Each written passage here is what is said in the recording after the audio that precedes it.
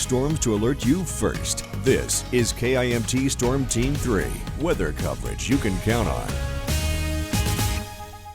Welcome back, everyone. Here we are Thursday. The sun is shining bright and the winds are blowing strong. They're coming on in from the south. So I moved the camera here over Highway 52 to point southward so we could see the trees just shaking a bit, the camera as well. The winds are strong. We've faced stronger for sure, but it is something to note that as we get into the afternoon here with a little more heat at play, a little more energy, we can see them get even stronger by the time we reach the evening commute. Satellite and radar isn't picking up on anything when it comes to cloud cover, so the main focus is going to be those strong southern winds. And it's not just for us, for a good portion of the country. The high pressure that was just a little further off to the west yesterday, as in the center of it, is still acting as a very nice barrier here. Many of us soaking up that sunshine, which is great, but it's also not as great. We could use a little bit of that green and maybe even some of that blue there.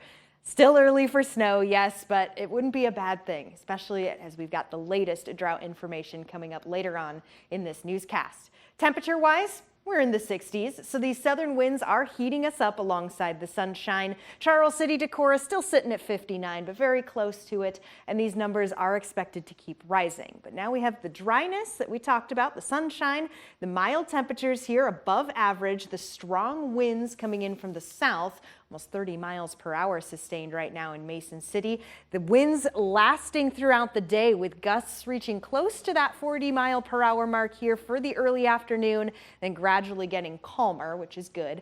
All of that combined has put us into a red flag warning. All of us. In fact, the entire state of Minnesota, I believe, is under that red flag warning. The point is, we have elevated fire risk today. This goes from 11 a.m. to 7 p.m. tonight. Fires could spread rapidly as we're very dry. We were just talking about it, Nick and I, and how we can feel it in our hands and obviously our yards not getting the water that it needs. And with these temperatures on the mild side, it just all adds up to that critical fire risk. Avoid outdoor burning. That's all it means, because these fires could spread very rapidly. I fast forward time to about 5 p.m. Nothing has changed. We still have these southern winds. Even into our Friday, they will continue. A little lesser, but we still see the risk for some strong gusts as we get into our Friday afternoon. And then things gradually get calmer when it comes to the winds as temperatures get warmer. As we head into the weekend, we are looking at 70s, really starting our Friday with temperatures nearly 20 degrees above average. As we head into the weekend, though, I'm not complaining because I do love the 70s, especially that Sunday at 76. That's the day I'm going to go mow the lawn for probably the last time here for the season.